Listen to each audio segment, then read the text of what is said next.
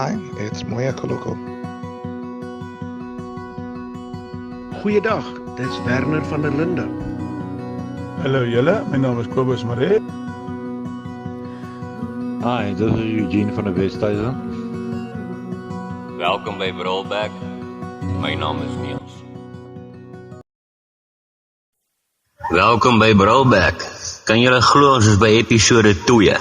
Ons is so lank op episode 1, ons is amptelik by episode 2. So was die week met julle gewees? Ek is bly ons is by episode 2, Niels. Ja wat, week was nie te bad nie, ons kyk noord en ja, julle ken die res. En julle almal? Well, here we are on episode 2, and I will say it's definitely a blessing to be able to say, hey, you know what? Here we are. You know, we're keeping it going, and yeah, looking forward to a really good discussion. Goeienaand allemaal, good evening, Moya. The week was a bit, well, up to this point, it is still a bit stressful. Still trying to get my final funding together for my participation in the Africa Masters Athletic Championships. So yeah, it's been a bit of a stressful and hectic week. Our athletic kit has been delayed. I can only get it next week Tuesday. So yeah, it's been just a hectic week. But otherwise than that, we're surviving. Ja, van my week, ek het begin met so taakie, wat 4 maande vat. Hulle noem hom stoktyk. So ja, die volgende 4 maande is raaf by die werk. Maar voor ek by die rugby kom, ek wil net sê, die cricket. Nou Koenie, Bavuma, sterkte my man. Dalk is dit ons eerste keer wat ons hierdie World Cup gaan vat. In cricket, imagine dit, ons wen hom in die rugby, ons wen hom daar by die cricket, wat ons nog nooit kon gedoen het. Hey. Niels van 'n anti-Suid-Afrikaanse sportman, hoop ek julle trek die ding deur. Want ek kyk die games en absoluut wonderlike cricket wat die manne speel. En ek hoop regtig hulle gooi die naam Choker die jaar weg en gaan deur na ten minste die finaal en wen hom. So ja, 2 maande wat ek uitpraat, maar ek dink ek back die Afrikaanse span naas die Black Caps om die ding te wen. Ons stel net rekords op in hierdie World Cup met die cricket. Ons het die meeste sesse geslaan in 'n wêreldbeker. Ons het die meeste 100-talle in een game in die wêreldbeker.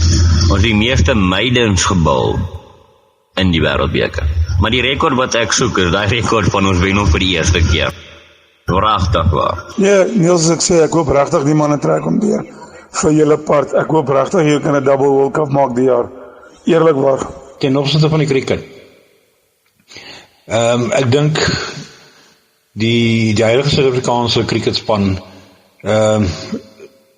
fantasties. Ek kan nie meer saamstem met wat daar gesê word oor hulle nie. Ek meen as jy kyk na Quinton de Kock, eerste Suid-Afrikaner wat 500 lopies in 'n wêreldbeker toernooi slaan. Meeste sesse.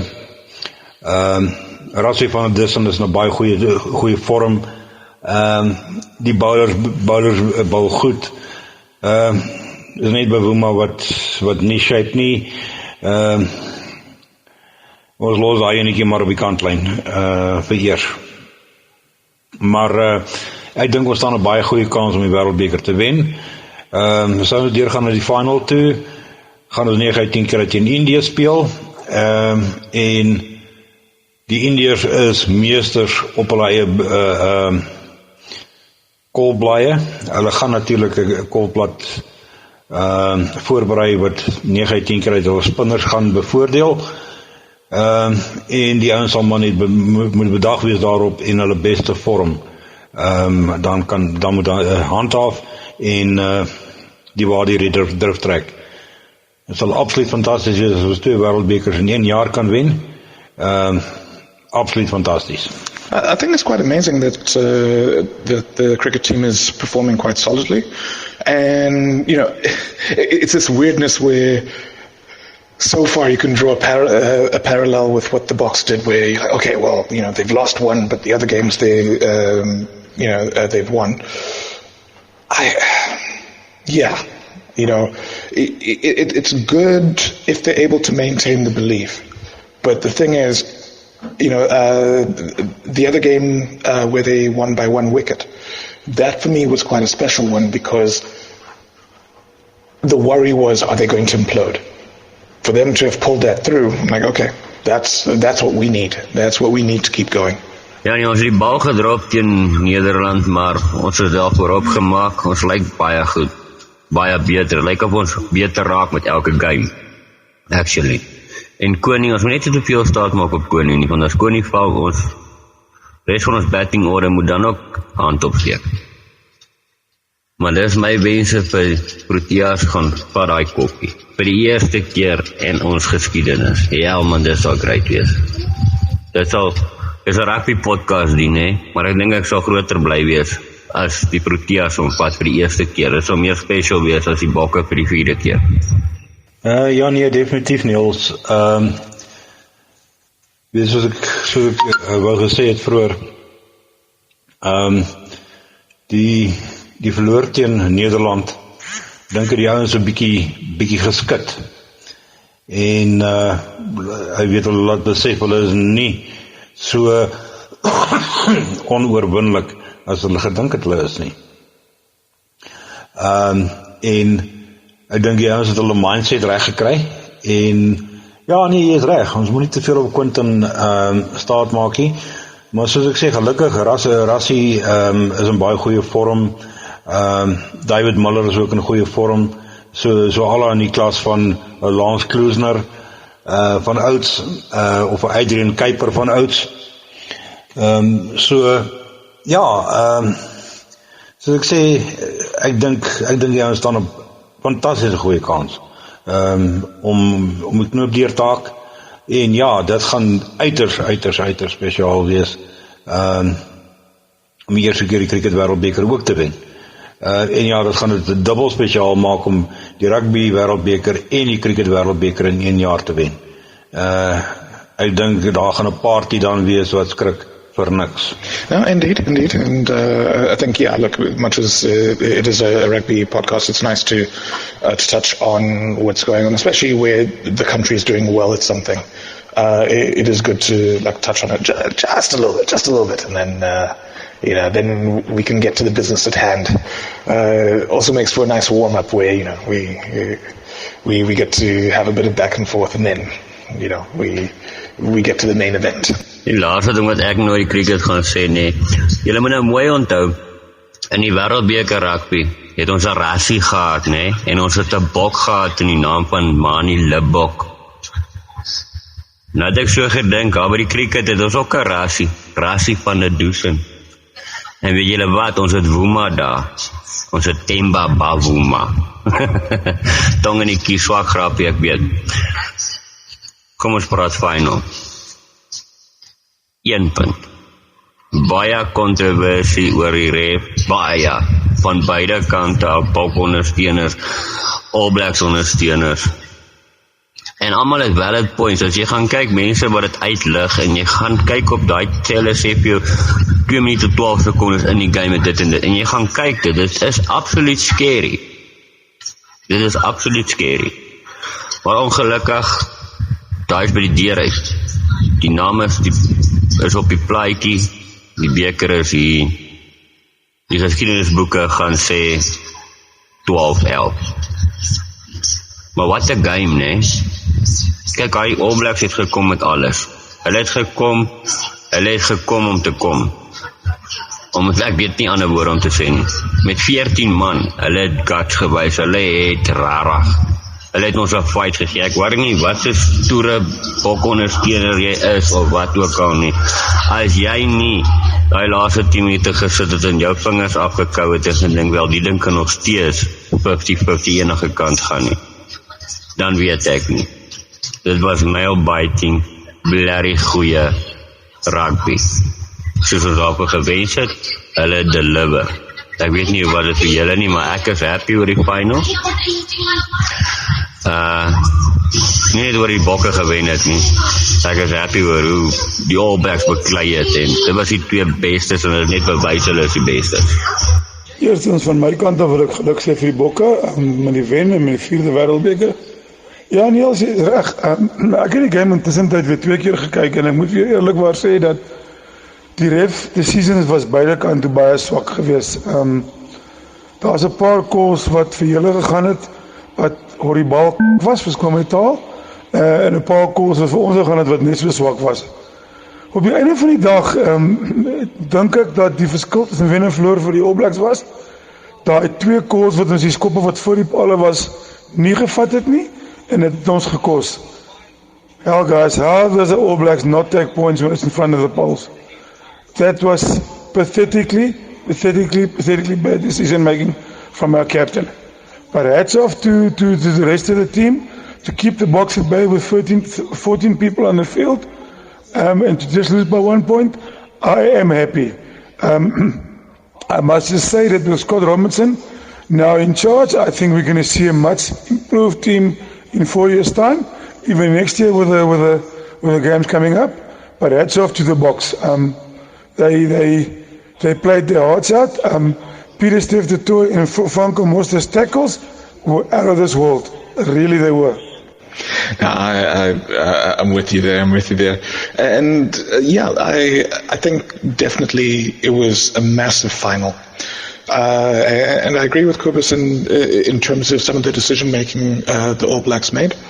But at the same time, this is a team who scored how many tries through the tournament. For them to back themselves kind of made sense, but at the same time, well, take the points when they're on offer. And unfortunately for them, they missed 2 kicks, and that was a vital thing. Remember, through the World Cup, everyone was like, no, SA needs Pollard because those pressure kicks, that's what's needed. That's what will win you the World Cup. And it's telling that the Springboks won the final without scoring a try. It literally was the boot that did the business. So, I think definitely a good final. Even with the refereeing, there were some decisions that went one way, some that went the other, but I feel it was generally a balanced game. I think going forward as well, I agree with Kobus, where with Scott Robertson taking over, the All Blacks are probably going to be even more ruthless, and really, if he's able to do what he did at the Crusaders with the All Blacks, they're going to be a much more difficult animal to deal with. So, interesting times ahead. But I think also, teams like Ireland and France would also have learned some key lessons from this World Cup. They're going to be pushing. There's a British and Irish Lions tour coming up, not next year, the year after. That's going to be an interesting one as well when they go to Australia. What's going to happen to Australia now as well? Some very interesting questions coming up, I think. It was an epic final, to be quite honest. Just to reiterate what everybody else is saying regarding refereeing decisions, it went both ways, as was rightly said. The decision not to take the points on offer really came around and bit them in the backside, to be quite honest. There was the last 10 minutes of that game, I promise you, my nerves were shot. I thought, oh my God, here we go again. And when Pollard put that kick over, oh my boy, that was absolutely the cherry on the cake, as far as I'm concerned. I do, however, see that there's mention made in certain social media groups of a charge being laid against Wayne Barnes for his refereeing in the game. Now, there's also, there's so many things going around on social media regarding the final. The 1 point against England, the 1 point against France, and the 1 point against the All Blacks. Making 111. It was Wayne Barnes' 111th test. And there's a lot of other connotations that people are adding to it, which, as far as I'm concerned, let's leave that where it is. But at the end of the day, I think that true guts and determination and the will to succeed was the key at the end of the day. From both sides. The Springboks tackled like demons, as Kobus rightly said.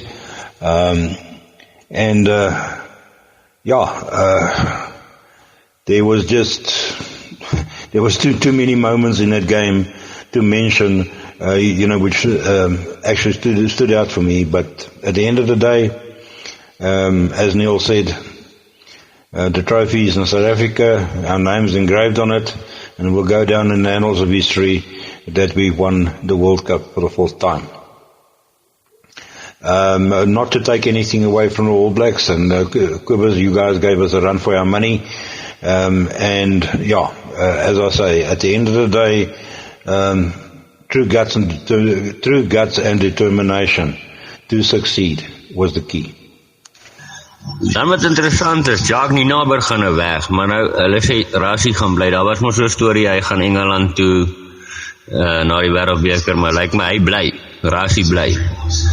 Nou het ek so gehoor, hulle praat van hulle gaan Verstiek of daai ander, ek kan nou nie sy naam onthou nie, deur die range bring, wat Nienaber gaan vervang, wat ek nogal dink nie 'n slegte idee is nie. Is altyd beter om iemand binne jou coachingstaf op te promote, as om iemand van buitekant op te gaan kry. Dit het gewerk, hy het met Swysele, kwai. Ek dink dis nogal 'n goeie idee. Niels, ek hoor wat jy sê, en ek stem saam, ons moet binne Suid-Afrika kyk vir 'n coach, solank hulle nie kyk na ouens soos Alistair Coetzee, Snorre, Heineke Meyer, of Jake White nie. Ek sal 10 keer eerder, die coach van die Pumas, is Tony Stonehouse, ek sal hom eerder deurtrek. Hy het nie URC ondervinding nie, hy het nie Super Rugby ondervinding nie, hy het nie internasionale ondervinding nie. Maar hoe kry jy daai ondervinding? Deur iemand om 'n kans te gee om homself te bewys. En ek glo in my hart en in my siel dat Stonehouse nie ons sal teleurstel nie. Ek dink hy is die tipe persoon wat die respek van sy spelers kry, en ek meen, kyk wat het hy gedoen met die Pumas die afgelope 2 jaar. Fantastiese werk gedoen. En ek dink net hy kan daai skoene van Jacques Nienaber kan hy volstaan. Daar is 'n paar groot skoene wat hy moet volstaan. Ek meen, om 'n Springbokspan die Wêreldbeker te vat en jou laaste 3 games te wen met 1 punt, die Wêreldbeker te wen vir die 4de keer, die eerste span wat dit kan doen, ensovoorts. Daar is soveel dinge wat die persoon moet na strewe en na moet opkyk en moet kan navolg, dat ek dink die regte persoon is Tony Stonehouse. Yeah, I think with Rusty staying on, it makes sense to promote from within. Personally, I think Deon Davids is someone who, when you look at his work with the Kings some years ago, he's someone who has that sort of inspirational quality, and I think it's a similar inspirational quality to what Johan Ackermann has. Key difference being Deon Davids is already in the system. So perhaps what you do is maybe you promote Deon Davids and you bring in Ackermann to look after the forwards and have the best of both worlds there. It also means that you could have then throughput where Ackerman is then the next in line for the block coaching. I'm not sure if Swester will ever return to active coaching, especially for a professional team. It's interesting. I'm thinking also in terms of defense, there's that rumor that Dwayne might be involved in the defense coaching capacity. That one I'm not so sure about, but one wonders, could someone like JP Ferreira, who was the Lions coach in our great Super Rugby run and is now working with Johan van Graan at Bath, could he maybe be someone who could be brought in for defense? Look, much as Jacques Fourie, I think, could also do a good job. I would like Jacques Fourie to stay at the Lions so that we are sure our defensive stocks are up. But I think it'll be interesting to see how the dynamic changes, especially with Rusty's contract currently only going to 2025. Moyo, I hear what you're saying regarding Dion Davids. It's the same with, as I said, Stony Stonehouse. Small franchise, and he's done absolute wonders with the Pumas, especially over the past 2 years. He absolutely has the respect of all his players. The players absolutely adore and love him. They will go to war with him. I personally, if I could have or look in a crystal ball and say, right, that is what I want, I would have Johan Ackerman as head coach and Stony Stonehouse as a defense coach. That's my ultimate dream, I would say, because I think Johan Ackerman and Stony Stonehouse, at this particular point in time, is two of the better, I'm not saying the best, two of the better coaches, not only in South Africa, but in a lot of other countries as well. And I'm actually amazed that Stony Stonehouse hasn't had, well, we don't know, maybe he has, had offers from overseas to go and coach overseas. I think Stony Stonehouse is an absolute gem that needs to be discovered and needs to be given a chance to prove what he can do. Moyo, I have to agree with you. I would promote Dion Davids and then bring Ackerman in as an assistant and a forwards coach. Defense coach, I'm not too sure about. I would jump the hoop and say bring Jimmy Stonehouse in as a defense coach. Then you got Davids, Ackerman and Stonehouse there. That could be very interesting. How do you think about that one? Net om Kobus te antwoord op daai en kyk, daai is nie 'n slegte idee nie, né? Kyk, Stonehouse het mos al een game aan Kanada of iets afgerig, ons onder 21 of ons B-span of so iets as ek reg onthou. En hy het gewen. As dit tussen die regte mense gaan wees in 'n bokformaat, ek kan nie sien dat Stonehouse nie gaan perform nie. Maar Jimmy Stonehouse is al vanaf Jan van Riebeeck hier gekom het by die Pumas. Dis al jare en jare en jare. Dis tyd hy bietjie promotion kry, regtig. Ek en nou vir die groot olifant in die kamer, né, the big elephant in the room. Edinburgh game, Lions Edinburgh. Eerste helfte, tweede helfte. Ek sê eers iemand sê, een swaakie maak nie 'n somer nie, né? Maar een tamatie kan ook 'n hele kassie aansteek. Mens moet dit ook onthou. Maar Henko van Wyk en Roan Venter, toe hulle opgekom het, heel ander leeuwspan. Heel ander leeuwspan. Jordan lyk bietjie rusty, ek weet nie, Jordan lyk nie vir my soos Jordan voor hy beseer geraak het nie. Hy werk aan sy confidence of iets, ek weet nie. Die laaste ding is toe hy moes net kantlyn geskop het, toe skop hy nie die bal uit nie. Gooi ons kans weg. Maar ek sien baie positiewe goed. Soos PJ Botha, die man raak varkhard, hierdie URC. Kyk, hy is hier om te speel. Al 2 games ver, hy is hier om te speel. Niels, ek stem met jou saam. Ek wens nie die Leeu's kan, en ek het die ding laas jaar en die jaar voor het ook gesê, nog voor ons die podcast gestart het, net een game 80 minute solid rugby speel.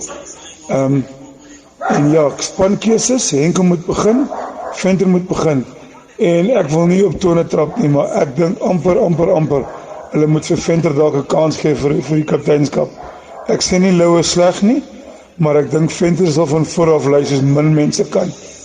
En ek stem saam, Jordan is nie homself nie. Die probleem is wie anders speel ons op 10. Daar is 'n kopseer. Die een speler wat ek rarig sal sê, as ek 'n voorspeler moet kies vir kaptein, sal dit vir my Frankie Hon by verre wees. Frankie Hon, ek dink hy het baie respek van die spelers. Hulle respekteer hom. En hy man speel 'n helse game, elke game. En volgens my, ek dink hy is een van die onderskatte 8 wat daar is in Suid-Afrikaanse rugby op die oomblik. Hy mannetjie is 'n bees. Hy is soos Warren Whiteley. Ja, hy het nie die groot lyf nie, maar hy is fisies, maar hy kan 100 meter hardloop in 13-14 sekondes. Hy's agile. Yeah, no, we definitely need to play rugby for 2 halves. What I liked, though, was, look, it was close. There were some really frustrating moments, and I will also say some puzzling calls that went against us. But we kept our cool, and the try, that we eventually got shows what, what the potential is. However, the key thing for me is we need to get to the point where we're scoring those sorts of tries at will. And I think, for example, Jordan may be rusty, missed a kick as well. But one thing that made me take some solace out of it is that's now 2 games where even though we've lost, we've taken some points away from it. And that's what we need, is whenever we lose, let's make sure we walk away with something. But now we need the win column to start racking up.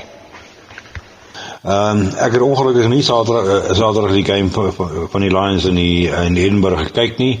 Ek het wel die game gevolg op WhatsApp, op die scores gevolg op WhatsApp. Mense se kommentare, ek het na die tyd kommentare gaan lees op Facebook, op verskeie groepe en rugby blaaie en so aan. En weet soos Kobus reg sê, weet ons moet begin 80 minute rugby speel, nie vir twee games van 40 minute nie. Weet en weer eens om catch-up rugby te wil speel, dit gaan jou nie gat byt. Ek verskoon my taal. En dit het Saterdag, ek het regtig waar verwag dat die Lions Edinburgh oor sou aansit, en dit was 'n close game. Dit was 'n baie close game. Ons almal weet dit. Maar weet, ongelukkige keuses op die veld self het ons in die steek gelaat. Spankeuse het ons ook in die steek gelaat. Ons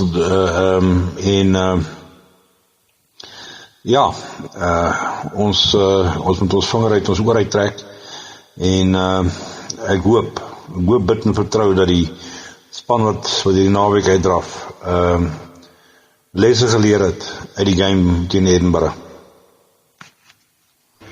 I back Frank Horner as captain. He captained the Lions previously, and he's someone who, like again, the type of play that he utilizes is, it's very Lions play. Like it's the type of play where it's like, yeah, this is the type of thing we want to do. So I would say, that, and also as you say, he's got the respect of the players, and look, as a former forward, I will say I tend to be biased towards your captain a lot of the time should be in the forwards. There are exceptions, don't get me wrong, but part of the beauty of having a captain who's in the forwards is, with those calls, you're not having a backline player be like, yeah, hey, let's do that. Like, when you're in the engine room and you're like, guys, I'm calling the scrum, let's take the scrum. And your pack backs you. Those sorts of calls can be massive, But I think also Frank Horn is a very intelligent player where he's going to take the points where we need to take the points, but he'll also pick those spots where it's like, yeah, this is where we go for corner, or here's where we go for a scrum. Moyo, yes, I fully agree with you there. We'll have to start playing 80-minute rugby instead of 2 hours of 40. It seems like, the first half, the guys are using it to size up the opposition, and in the second half, trying to capitalize on the opponent's mistakes, and you can't do that. You can't do that. You need to have your game plan, follow your game plan. If your game plan does not work against a particular team, you must have a plan B. And that's why I'm saying decisions on the field itself sometimes is a bit puzzling. Even though, as I said, I did not watch the game, but from what I read from some very well-known columnists and rugby writers, yes, there were some dubious decisions, but I think we must stop playing or blaming the refereeing. We must bear one thing in mind, that the Northern Hemisphere referees are totally different to the Southern Hemisphere referees. They interpret the rules totally different to us, for some of the other unknown reason. So yeah, we got to adapt to those situations and not let it rattle us. And at the end of the day, keep your discipline up. And, don't give away penalties unnecessarily, because that's going to cost you. And yes, I fully agree, we need to start racking up some wins. Moya, can you remember a couple of years ago when the Lions absolutely dominated the Super Rugby? I would like our boys to go back to playing that sort of rugby, where you start running from within your own, deep in your own half, and then score tries. That's try scoring at will. That's what we want back. Definitely we need that. Yes, we've lost 2 games and we got bonus points, but I'm just scared, and again I'm saying this lightly, that we get to a point where, yeah, we got bonus points although we lost. Losing can become a habit. We need this weekend, we need a win, and we need it in a big way. And we need to go on and win some more games. That is the only way I really think that our guys will get the confidence back, is to win a game with a couple of points, 10 points or 15 points, and then build from there. We really have to stop playing catch-up rugby. I keep on saying the same thing. Go on, score points, don't score, try and give a try away. That doesn't work. Score 2, 3, 4 tries, get ahead and stay ahead. That's the way I would like our Lions to play. Fully agree, Kobus, but also, once you're ahead, don't become complacent. Don't think, we've now won the game, because,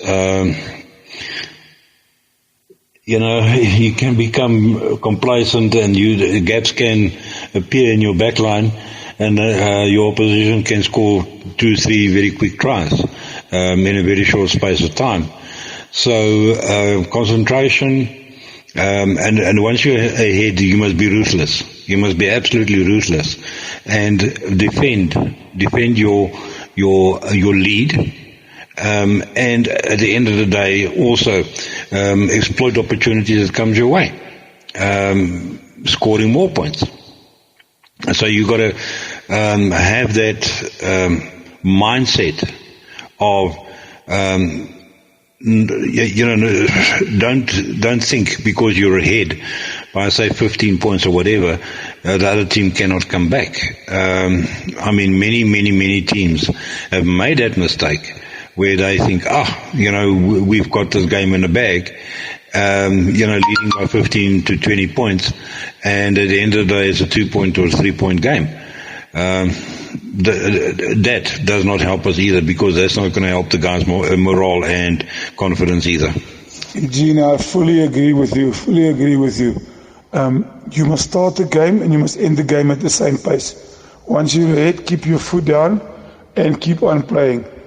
And I've also said this a few times before, discipline.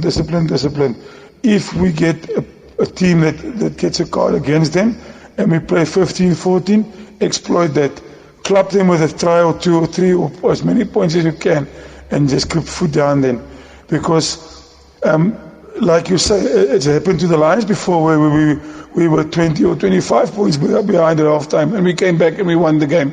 So yeah, don't ever think the game is won until the final whistle. I've said this a few times before, not just in this group, but even to friends of mine before. You play 82 minutes, not 80 minutes, not 82 or 85 minutes, not even 82 minutes. You play until the end is really there. Once you're ahead, put your foot down. It's like a boxer. Once you got your guy against the rope, knock him out. That's what we have to do.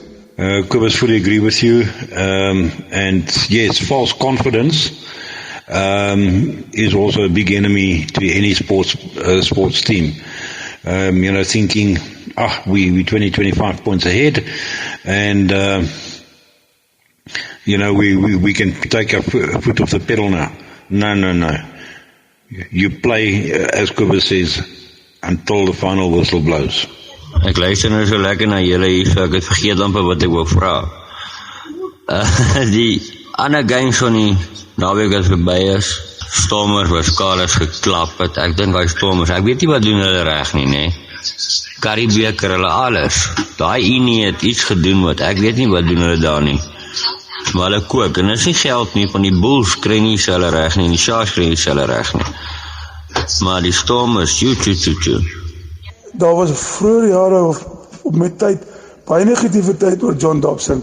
Hy verwig regtig wonder oor die Stormers. En hy manne speel met selfvertroue. En ek dink dis vir die Leeu's kort, daai paar wenne in 'n ry, en dan sal ons ook daar wees. Die Stormers hier en daar gooi hulle 'n game weg, maar daai manne speel met selfvertroue.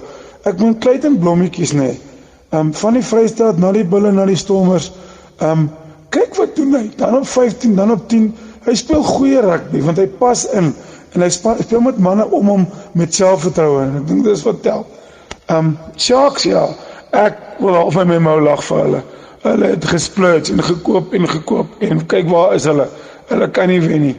Ons het almal gedink ek en Thys die Bulle gaan daar kookwater wees. Hulle was nie so hot hierdie naweek as verby is nie. So ja, kom ons kyk wat gebeur vorentoe. Maar ek sê vir julle, die SA-span om dop te hou, is die Stormers. Yeah, it's interesting to think the Stormers, even with a current injury crisis, have got that much depth. Well, mind you, injury crisis, and they're missing their Springboks. The Sharks, you would think, even without the Springboks, on paper the Sharks look like something special, but it's not materializing yet. They might need time to settle. But yeah, I think, they're a team that's going to be dangerous from start to finish once they get it right. The Bulls, always a weird animal in that, again, when you look at them on paper, this is a team that should be like they should have won this past weekend. This weekend, I think they've got Zebras, so that should be fine. They should win that comfortably. But yeah, consistency is something they need to build. Whereas with the Stormers, I think now that they're touring, and they're touring with some injuries, that's going to be quite a good test for them. But they're that team, again, showing that they're able to dig deep and they're able to go to those places they need to for the wins. Fully agree, Moya. I must say, I think we, the Lions, need that digging deep, really digging deep and throwing everything and the kitchen sink to the opposition at all times. I think that's what we need. That's what we need this weekend, and we need to club these outs badly. Net om gou vandag iets terug te kom wat ons nou oor gepraat het, maar ek net iets daarby gelas het. Om 2 games te verloor, maar jy 3 log points gekry. Dit is nie sleg nie. Kyk, dit mense wil ook nou nie sê, luister, jy het verloor, vat 'n sterretjie nie. Maar at least baie keer, alles goed kom by sulke logs en jy kom by playoffs. Daai 1 punt kan maak of jy deurgaan of nie. Al het jy later jou verbetering getoon en jy het jou games begin lig en jy ben gemaklik en jy kry bonuspunte goed. Die games wat jy verloor is die games wat later jou aan die gat kan byt. So om 'n log point van 'n verloor te vat, I'm happy with that. Ek dink dit moet ons mindset wees, regtig hierdie jaar. Ons gee ons beste, ons hardloop is span dom. En as ons nie kan regkry nie, dan verloor ons net. Ons moet nie tellings kon kry van 30 punte verskil, 20 punte verskil, daai goed nie. Ons moet net in die reis bly. Ja, nou the Stormers played well. The Bulls, it surprised me that the Sharks played so badly. But I must say, a thing that really amazes me is that, do you want to tell me the Sharks doesn't have a better prop or another prop in the place of Cooney? I mean, Cooney has been there since Paul fell off the bus. And he's still playing. Do you want to tell me they don't have any better prop than him? But yeah, let's see what happens this weekend. As Moya said, with the injury crisis, etc., with the Stormers, they are doing something right. But we'll have to wait and see how long it's going to take for the Boks to come back into the fold. And I fully agree with Quivers. They are the team to watch this year. Die naweekse games. Kort begin met die Lions game. Wat moet die Lions gaan doen om Benetton op hulle plek te sit? Maar ons moet hulle ordentlik op 'n plek sit. 4 punte minimum. 5 bonus. Niels, vir my is dit redelik eenvoudig. My ou storie. Speel hulle van die begin af van hulle voet af. Hardloop hulle dronk, hou hulle onder druk. Behou balbesit, moenie balle wegskop nie. As ons strafskoppe kry, vat punte. As ons strafskoppe kry wat wyd is, skop uit. Moenie sulke foute maak nie. Kry die basiese goed reg. Vang die balle, nie aanslaan nie. Wen jou lyn staan, wen jou scrums. En bou daarop. Hierdie is 'n moedwen, Niels, ten minste 4 punte. Ek stem met jou saam. I think to get the win against Benetton, the Lions need to keep the pressure on. So, taking it back to the Stormers game, look at the tries that we scored in that second half. And also look at how we pushed and we got a try early in that first half. That's what we need to do for 80 minutes. And the thing is, teams, including the Boks, have shown that consistent pressure is what needs to happen. Right? Because Benetton, they'll be looking to spread the ball. And I think that's what makes it a fantastic matchup for the Lions all the time. But if one, we can have that set piece dominance, and two, really just make it where we're in their faces the whole time. Sometimes those loose passes and, the tricks they may try will work against them.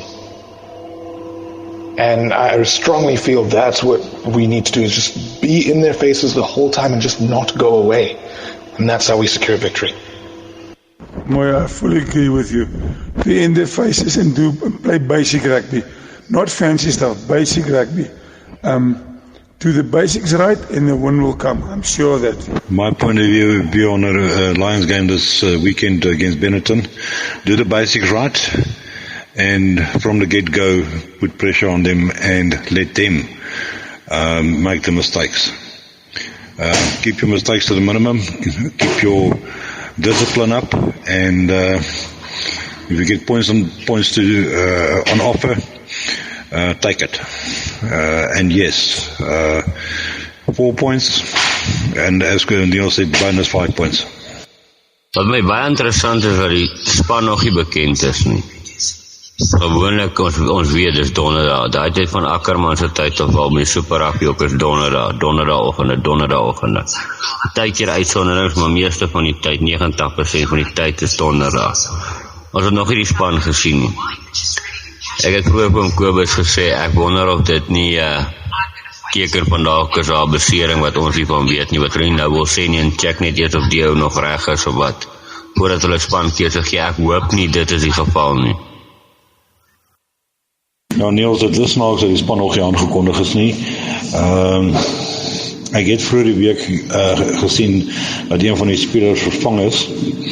Ek kan nou net die mooi onthou wie nie, maar kom ons hoop daar is nie ernstige besering of beserings wat pla wat die spankeuse vir Saterdag gaan beïnvloed nie. Hulle het vir JP Smith oorgevlieg om de cover op Stit, een van ons Stitte het seer gekry, maar dis al wat ek van weet. Ek weet JP is oor, so dis al wat ek van weet, al beserings ek van weet, so kom ons wag en kyk. Ja, ek het daai gesien, want dis JP se broer, Roan Smith, wat hy vervang, ek kan nou nie onthou vir wie nie, maar dis klaar gedoen. Dit beïnvloed nie jou spankeuse, maar jy gaan, as jy jou starting 15 gekies het en jy het 'n besering, dan vervang jy hom, so meaning jy gaan daai ou klaar, either op die bank sit en iemand anders in daai beseerde speler se plek sit, of jy gaan die ou direk in die beseerde speler se plek sit. Dit verander nie soveel aan jou span, een besering nie. Maar wat as dan nog een was?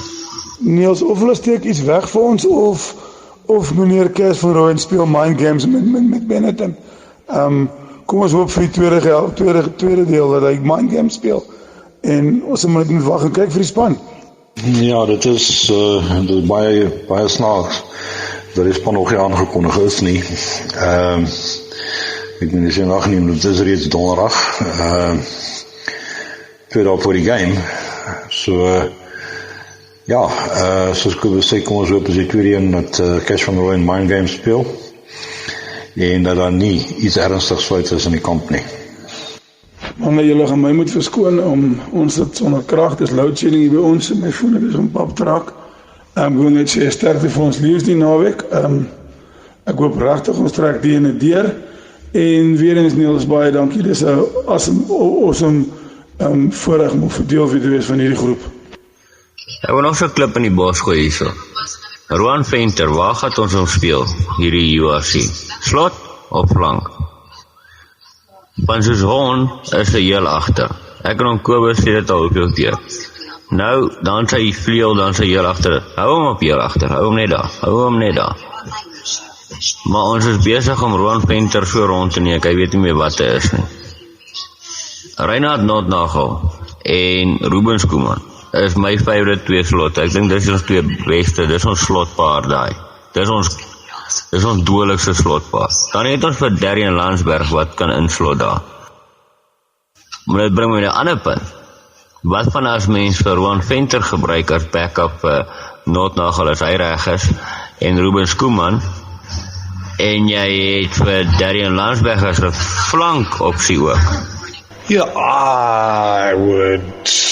I'd say Roan Venter would be flank first, lock second, and it's the other way around for Darren Landsberg. You know, I think Landsberg is,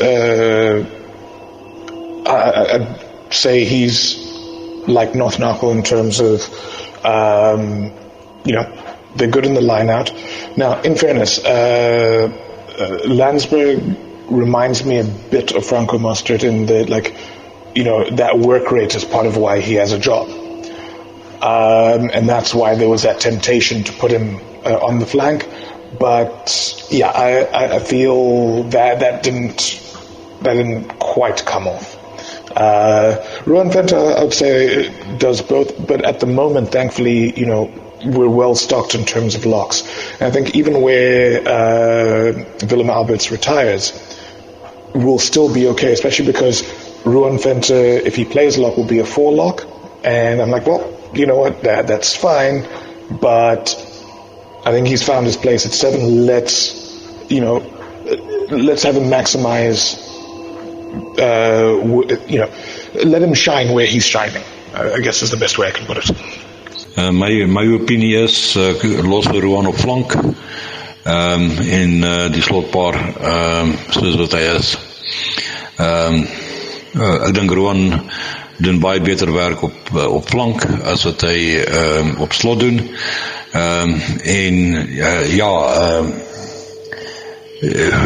Dit gee ons baie keuse. Ek meen jy het basies vier manne wat jy kan rondswaai, flank of slot, maar so jy sê, jy weet hulle 9 jaar maar Ruan, so baie rond, dan speel hy slot, dan speel hy flank. Vir my, hy lyk soos 'n natuurlike flank, en ek dink hy kan sy spoed en sy vaardighede beter gebruik op flank as op slot.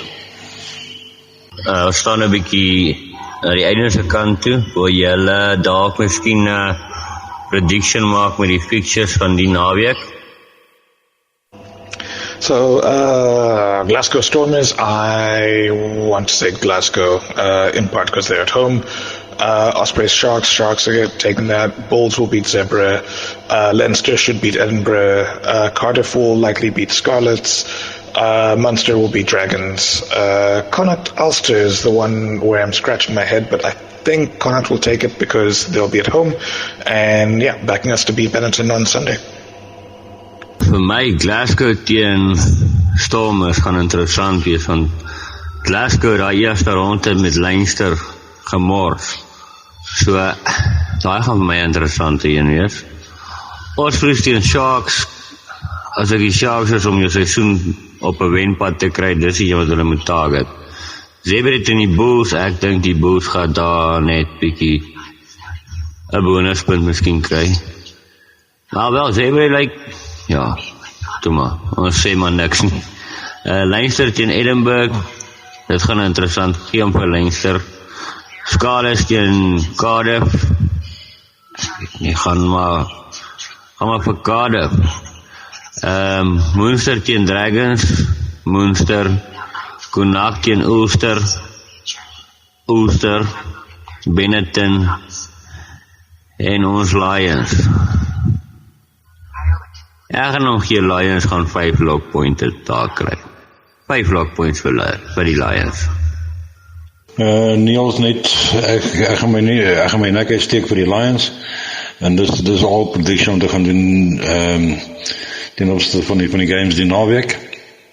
Ek dink die Lions behoort Benetton met ten minste 10 punte te wen. Daar's geen rede hoekom hulle dit nie kan doen nie. 10 punte minimum is my prediction vir die Lions teen Benetton. Ek het iemand iets beloof. So ons gaan bietjie promote hierso, nee. Ons wil vir rugby box bietjie promote. Hier op die skerm sal jy sien is al video's wat nou besig is om te speel. Dis 'n rugby board game. 'n unieke rugby board game, 'n bordspelletjie. Baie mense het in COVID tyd begin bordspelletjies speel. Jy weet, gesinne het weer by mekaar gekom. Dit het vlam. Dis 'n multi-billion industry nou. Board games is groot. Dis nie meer oudtyd slangetjies en leertjies nie. Daar's ewen kompetisies wat gehou word. Mense wat actually gaan sit en board games speel, of wat nou het sy Monopoly maakie saak wat nie. Nou hierdie ouens is Suid-Afrikaans en een van hulle het die boardgame uitgedink om sy seun te leer rugby speel. Die ding is gemaak om jou te leer van rugby. Dis nie net 'n boardgame nie. Jy kan 'n kind van 5 jaar vat en sê speel die game en soos die kind speel, leer die kind waaroor rugby gaan. So hulle visie is om 'n bors te kry, soos Sari of iemand, wat in afgeblewende areas, townships, sulke goed, die boardgames verniet te gee vir skole en vir kinders, wat nog nooit blootgestel word aan rugby nie, wat sokker of cricket, maar nooit regtig rugby nie. So hulle wil vir daai kinders, laat dit bekostigbaar is, of 'n skenking is, vir daai kind om 'n rugby boardgame te kry, en die liefde van rugby gekweek te kan word in daai kind, van alle rasse. So dis die volgende Siya-Kolisi, of ons kan dalk ons eerste Indiese bokkaptein kry as gevolg van die borstweertjie. Dit is huge, mense. Dit is huge. You know, hearing that, it's so wonderful, and I love that. I love that the game was developed with that sort of development in mind, but also just, you know, the amount of good it can do, right? Because as you say, it could be quite a game changer where we have more children exposed to rugby, and you know, I'm thinking as well of the potential in terms of now where we can have more children getting involved as not just players but referees and coaches eventually as well, because from that young age they're already grappling with the rules and that sort of thing.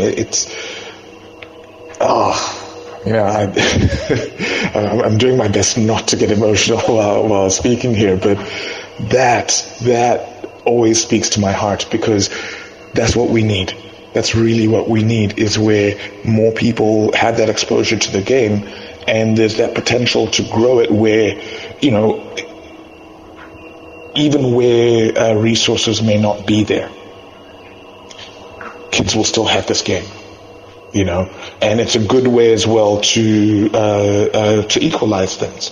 And what's nice, I think, is that, you know, it's something where, for example, you could even then do maybe tournaments, you know, as a way of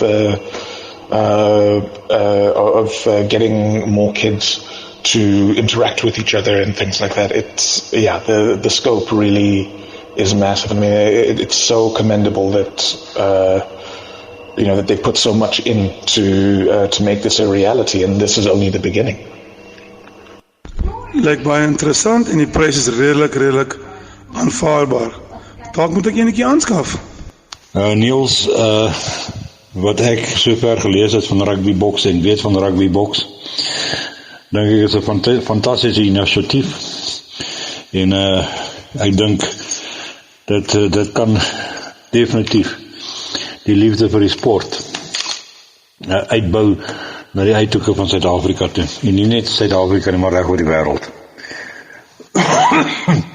En ja, weet, om 'n voet in die deur te kry met borge en natuurlik die onderskrywing van SARU, en het sy SASKOK of van die ander sportunies, weet ook hulle 'n naam daarop te wil sit en dan dit dan te onderskryf en te ondersteun. Dit sal absoluut fantasties wees. En ja, net soos jy sê, wie weet. Weet een van die dae sit ons met 'n Indiër as 'n Springbok rugby kaptein. Mens weet nooit. En van my kant wil ek net vir die manne van rugbyboks sê, wel gedaan, vir 'n baie goeie produk teen 'n baie goeie prys. So mense kyk na wat ander bordspeletjies jou kos. Vandag dan is dit eintlik 'n bargain. Yeah, in my view, it's actually long overdue, you know, for us to have a rugby board game, and it's amazing that it's a South African innovation.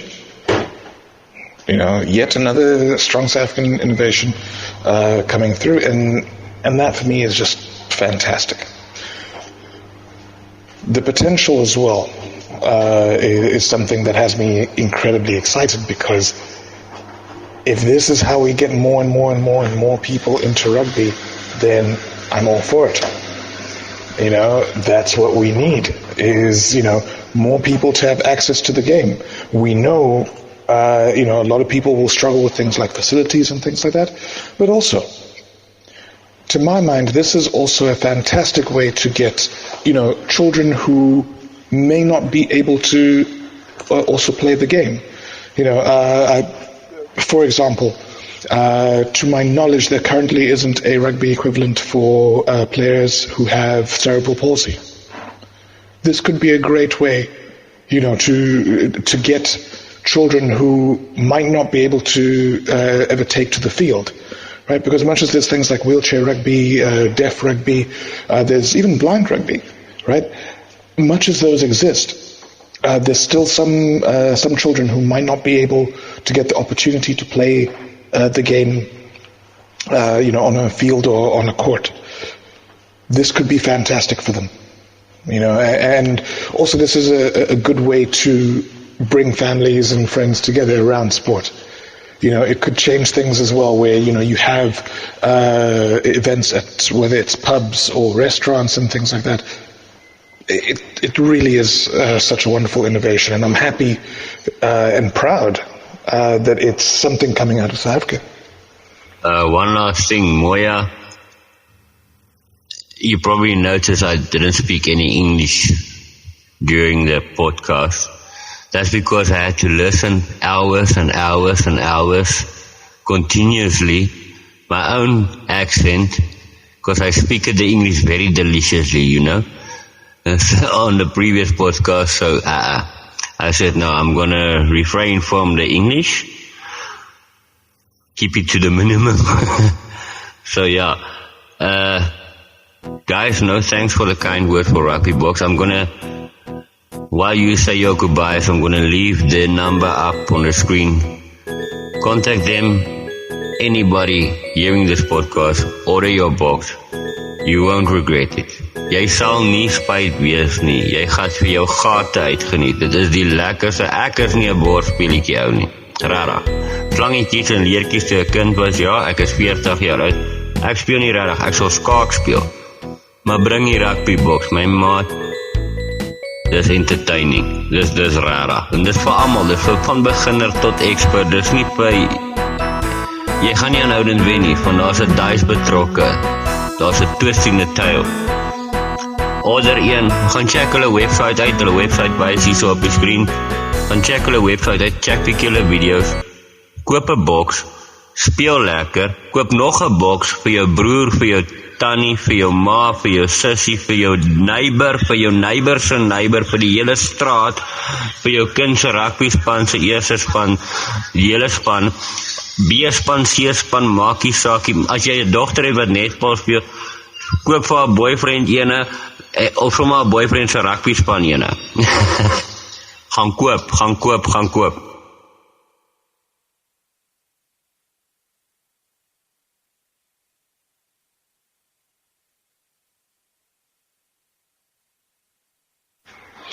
Thanks guys for an awesome chat, and yeah, I think episode 2 is a strong one, and you know, I think we built something quite special here, so looking forward to episode 3, and yeah, hoping all goes well for all, but until next time. Good night everybody, and thank you Niels for also giving me the opportunity to be part of this group. You know, a person thinks he knows a lot about rugby until you meet other people that knows a little bit more. And trust me when I say I learn everything. Well, I learn something each and every single time that we have this. It is absolutely amazing, and yeah, I think we have something good going here, and it can only go from strength to strength. And I hope that this will continue for a very, very, very, very long time. God bless, enjoy your evening, and we'll speak again. Nee, June is die feite daai. Ons is maar net 4 mense wat saam idees en opinies uitruil. En jy kort net bietjie ander perspektief, dan sien jy hom anderste. Maar vir julle sê ek lekker aan, episode 2 is gedoen, nou is dit episode 3, ons is weg van episode 1 af. Lekker slaap julle, Brul Bek groete.